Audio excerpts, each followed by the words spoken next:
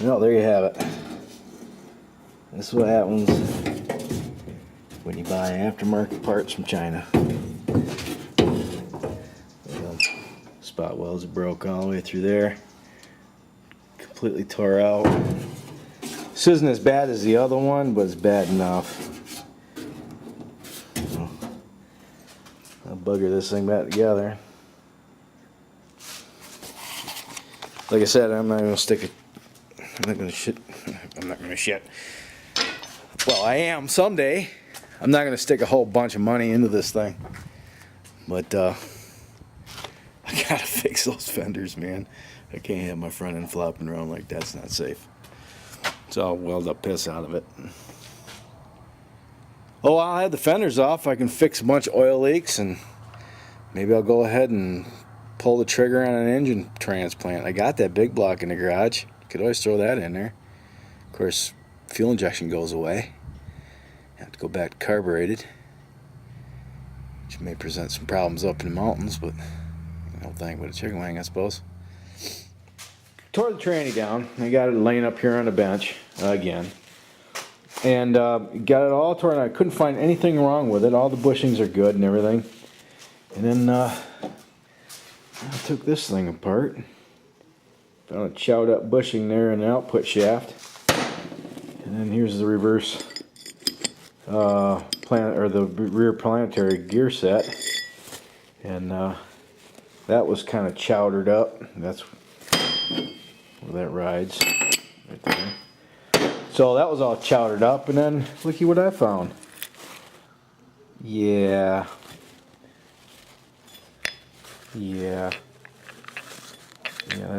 that's not supposed to be like that, and that's definitely not supposed to be like that. Yeah, there's no crud in the valve body. There wasn't no floaties around inside the transmission. Pretty much all the debris that I found was in the pan, and directly below there's a hole in the casting between that, for the parking crawl, and that's where all that gunk just fell out of the reverse planetary right into the pan, so it didn't have a chance to get all the way through the transmission, which is a good thing. I haven't looked inside the torque converter yet. That'll piss me off if the torque converter's junk, because that's a brand new torque converter. But like I said, there's nothing in the transmission. I've got an oil filter, a remote oil filter,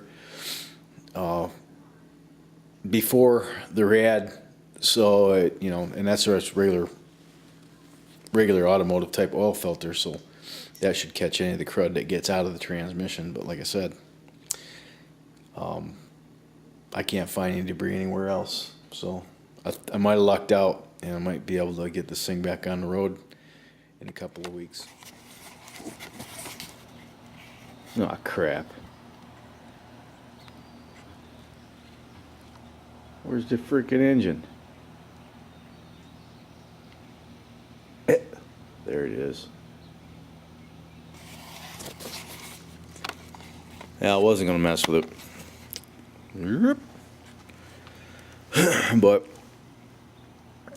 after I got the front end off and I could actually get my face into the nooks and crannies that I wasn't leaning over and in the dark and whatnot, I actually could see, once I got the front end off the truck, what was going on. And the more I saw things I didn't like, so I hemmed and hawed over it for a day. Finally I said, screw it. I got this big block sitting in the garage I've had for 30 years. It's got 5,000 miles on a rebuild that I did in the 90s. Just sitting here on a test stand. Just throw that in there, but that's a TBI motor. They're not very let's just say they're better boat anchors than they are. Well, they're a good low end grunt, but they don't make a lot of power. I think they're 240 horsepower, brand flipping new at the crank. So if you figure in parasitic loss to the drivetrain, probably around 200 horsepower in a 3/4 ton truck. Nah. So, but the good thing is that's a 4-bolt block. Already has the, could very easily be turned into a roller motor. It already has the bosses drilled and tapped for the spider keepers. But yeah, the bearings were toast, and it wasn't a question. It wasn't a question of if the motor was going to grenade on me or not. It was just a question of when. There's a lot of wear in the cylinders. There's no more cross hatching, so the heads, the seals are toast, but there's not a lot of crud built up in it. It just wore out, and I really haven't gone in any real detail inspection yet, but I did run a bore gauge down one of the cylinders, and it's got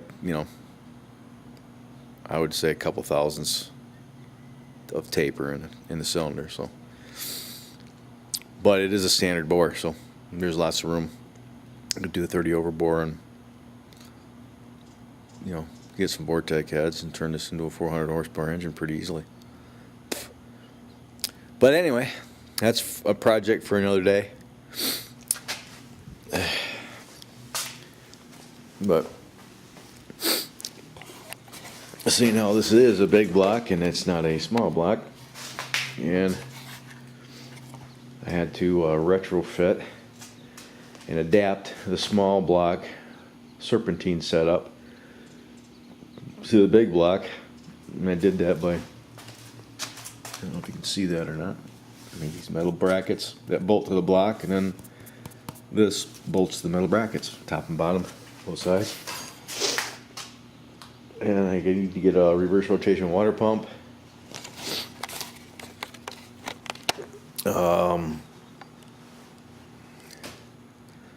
Let's see, by utilizing all the gadgets off the small block, I can use the wiring harness and just a lot of the sensors and stuff are going to be bypassed. Won't be using the computer anymore to operate the engine. But I just got to have one hot wire for the distributor because it's got an HEI, GM HEI coil and cap type distributor. It just needs one wire, hot wire, keyed ignition wire, and everything else should be able to just run off the existing wire harness. All the plugs and everything, I'll just keep them in a wiring harness and wrap them up in bags and tape them up, so that if I decide to do this small block back in there, just unbag all the connectors and plug it in. That's the game plan anyway. I need to get a throttle position sensor.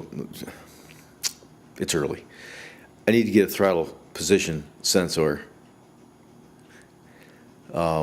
rigged up for this carburetor, and there's plenty of information on the internet on how to do that, because that's what controls the downshift instead of controls the shift points, I guess. I'm assuming. I might be wrong. Do more research. Anyway, I probably got a couple more days into that, getting everything hooked up and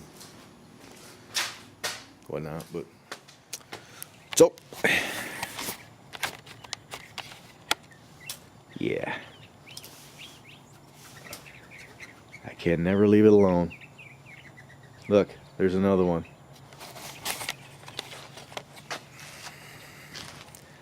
Okay, I'll go check the oil in the car, and maybe we'll show you some highlights of Death Valley. All right, bye.